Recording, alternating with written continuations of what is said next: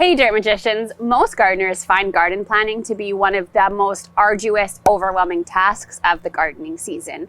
So in this video, we're going to discuss one of the easiest ways to plan your garden that also maximizes how much you can grow if you have a raised bed garden.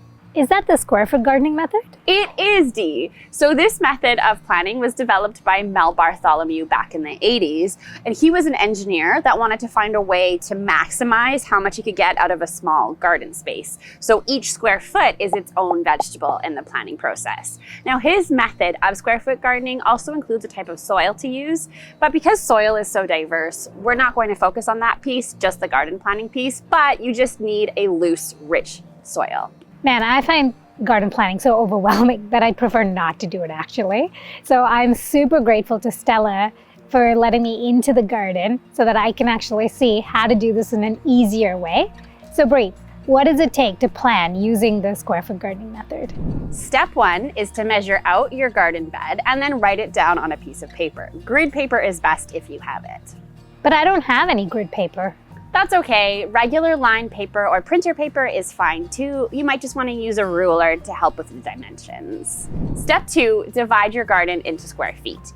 You can do this by measuring out each square foot along the edges of the garden bed and marking it with a pencil. Then, wherever there's a marking, you're going to drill a hole with a piece of twine attached, bring it across the bed, and with another drilled hole, we'll attach the twine on that side. We'll go around the entire bed doing this until you have a full grid.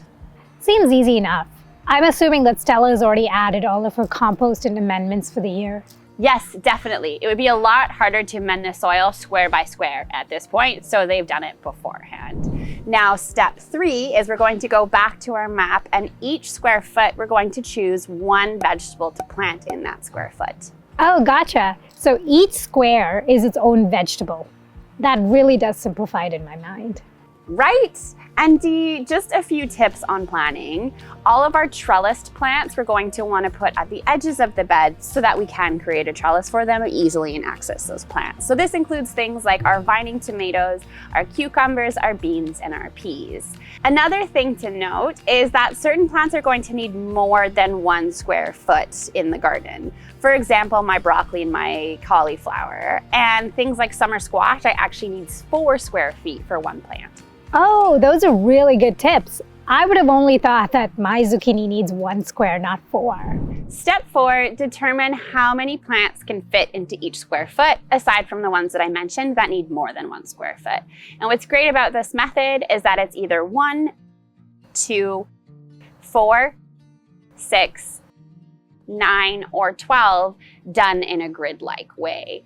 An example of 1 per square foot would be something like a vining tomato. In 2, we could do something like herbs, cilantro, or parsley. 4 would be small lettuce heads. 9 and 12 could be carrots, for example. You can find out how many plants fit into a square foot by doing a search online for square foot garden number of plants. There are tons and tons of resources out there for you. One thing I will note is these resources often say you can fit 16 of a plant into 1 square foot, and I found whenever I've done this, I end up with really, really small plants. We've included in the description box how to do the calculation yourself if you're interested in doing the math. And one exception to this is the like button. If you're gaining value from this video, we can fit that an unlimited number of times in the square foot gardening method, and it companion plans very well with the subscribe button. But Brie, if you look at the back of my seed packets, it's giving me spacing not only between the vegetables, but also between the rows. My lettuce packet says in rows of 18 inches, and that spacing is definitely not 18 inches. This is one of the reasons why the square foot gardening method is so space efficient, is that we get to ignore the spacing requirements between rows and only do between plants because each square foot is a different plant. Oh, that is efficient. And now we're on to our final step 5. Get planting or seeding, depending on what it is that you're putting into the ground. Now, one thing to note is do not plant everything all at once. For example, if you've dedicated 4 squares to lettuce, space each square about a week or 2 apart so that you're not trying to harvest 4, 6, 12 lettuce all at once. Wait, I know this sounds so obvious, but that is genius. Because one of the rookie mistakes that I've made every single year is planting all my lettuce at the same time. And guess what? Like all of it grows at the same time, then there's a scramble to eat it, and sometimes half of it goes bad, and I have to chuck it, which is the worst feeling in the world. Yes, this is key to having multiple harvests. We call this succession planning when you space out your planting time so that you're not overwhelming your fridge with harvesting all at once. Another thing to consider when you're putting out your plants is that it's the right time of year for the plants. Because if it's either too hot or too cold, certain plants will die in those varying conditions. So how would I know which plants can tolerate which conditions? Well, lucky for you, Dee, we have a self-paced mini course all about the growing requirements of our various vegetables and a complete guide on garden planning, irregardless of what kind of garden you have.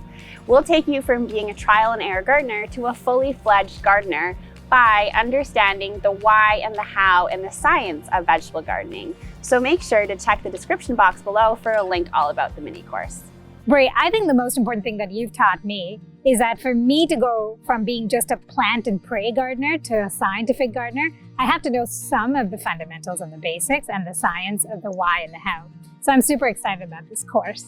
And also we mentioned Stella's soil. So in the spring, what amendments and compost is she going to be adding to her soil? Well, Dee, so glad you asked. We have a YouTube video all about how to fertilize your garden ecologically. We'll see you next time, Dirt Magicians.